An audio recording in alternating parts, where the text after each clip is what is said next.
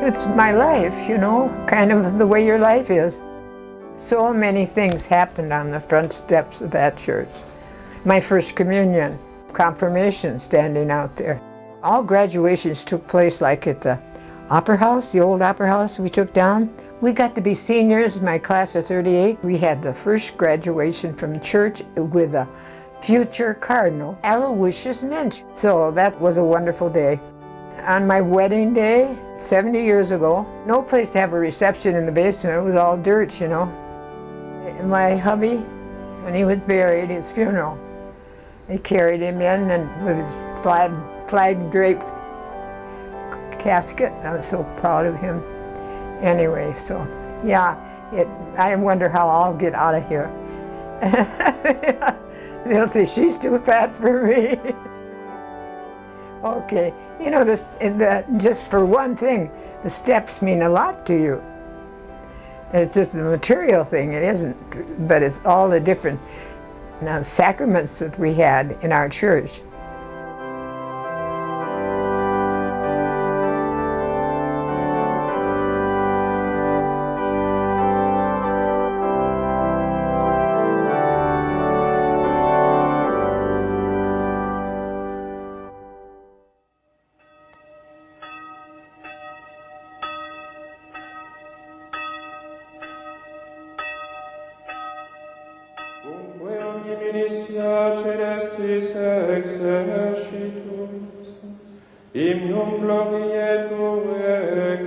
Usually a basilica is a basilica because the Pope says Mass there.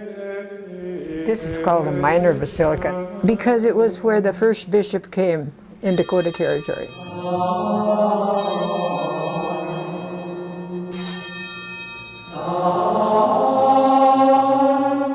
The first priest came around every 4 months. It wasn't very often. And the little lady, Mrs. Pat Moran, prepared the altar in a boxcar with, I suppose, the best linen she had. And they had Mass in that boxcar.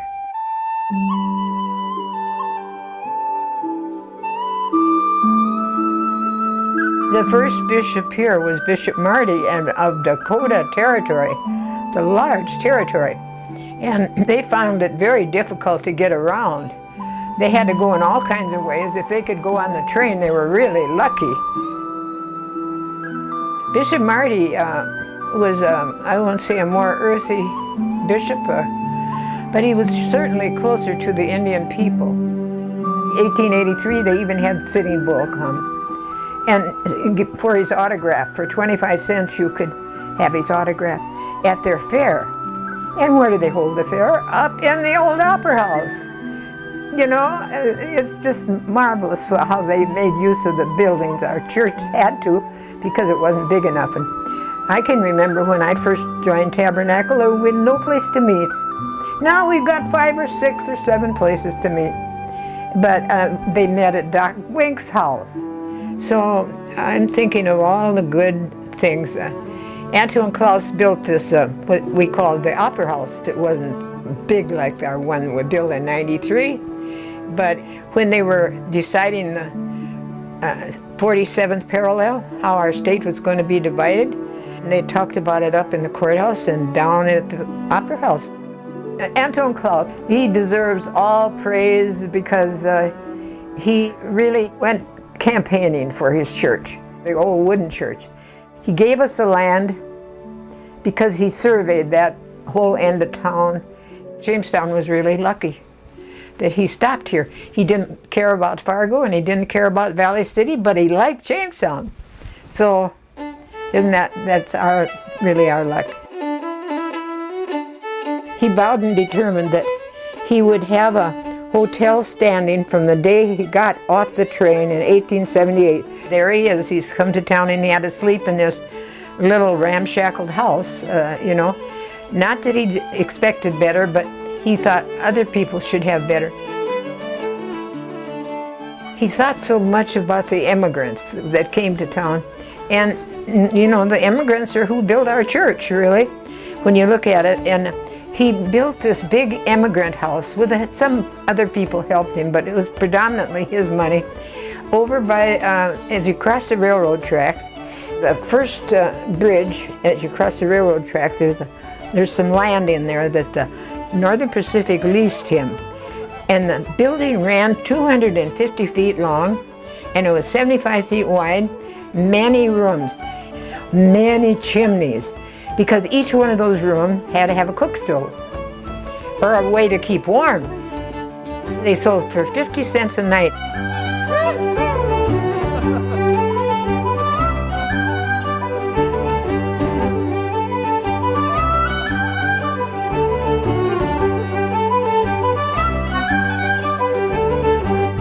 Bishop Shanley had been ordained. He was going to come here. Well, they came on a cold winter's day. Somehow they missed invitation or something. Nobody just received them on the train. The bishops went down to the parish house. When they stood there in all their regalia, the woman that answered the door was a sister to the priest. And she knew there was no food in the cupboards, no linens for beds, and she fainted. Bishop Shanley was a very good speaker and went lots of places. He moved to Fargo so he could be more close to the railroad and go to Grand Forks and some of his other places. You know, these are the days, and there's no road between us and Fargo.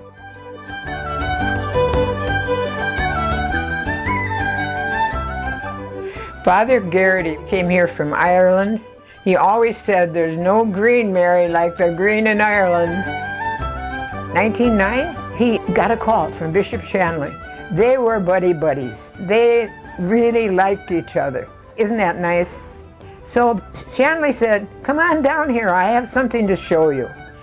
Well, he hired the best architects in the West, the Hancock brothers. They have designed marvelous buildings in Fargo. They're all over the place. I heard Father Garrity say this.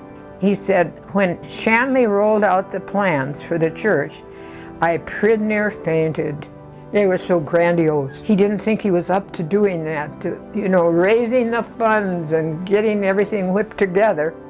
And many a time he leaned over the pulpit and said that to us. They never thought I'd ever build this or get it done. Well, it took way longer than they planned. The cornerstone is wrong on our church by a good bit. It says in 1913 that it was done, not true. Sometimes you misjudge when you do something so well, and you're glad you did after you look back, and I don't know how we can thank them enough. It's so wonderful how people gave the best they had.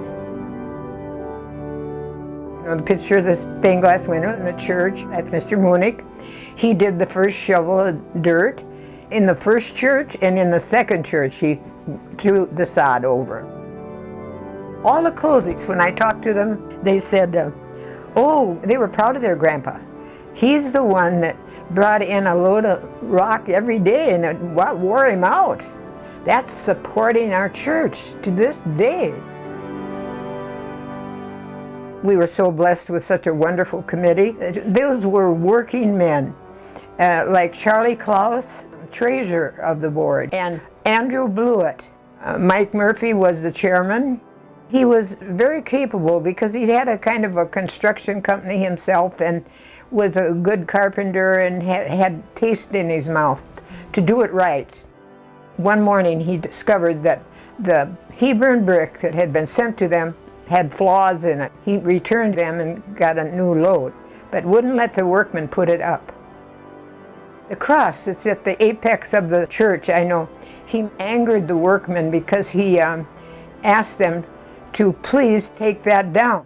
He wanted a bar so that it would hold that up. He didn't want to see that heavy weight falling down on the parishioners someday. Well, it came to pass. I talked to the man that did our roofing one time, and he said, a good thing, because he said by the time we got to it, it's all worn through. The northwest wind blows against that. It isn't made of tin,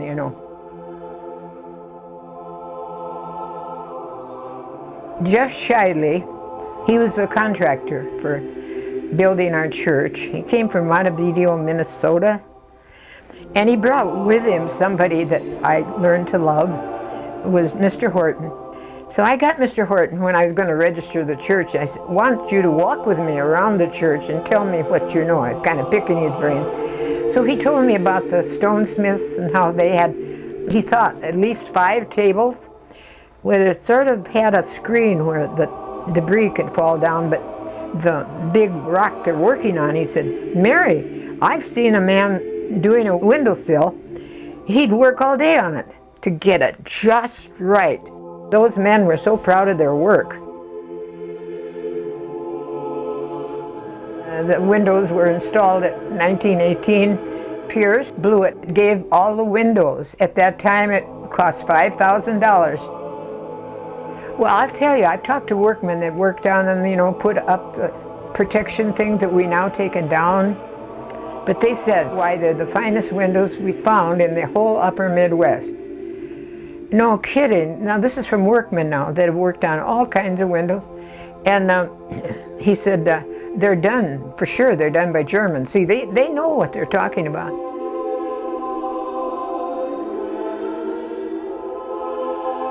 Everybody helped to build the church, not only the workmen. Doc Wink is from our parish. She was the first registered lady doctor in Dakota Territory. She had tabernacle at her house, and she did all kinds. She gave the Stations of the Cross that are still in the church today for the honor and glory of God. Doc Wink was like a tower of strength to Father Garrity, because they'd been such good friends and helpmates to build our parish, you know.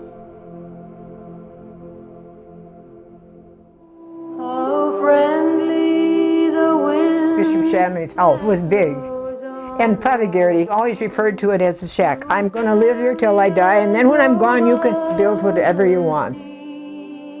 Father Hendrickson replaced Father Garrity.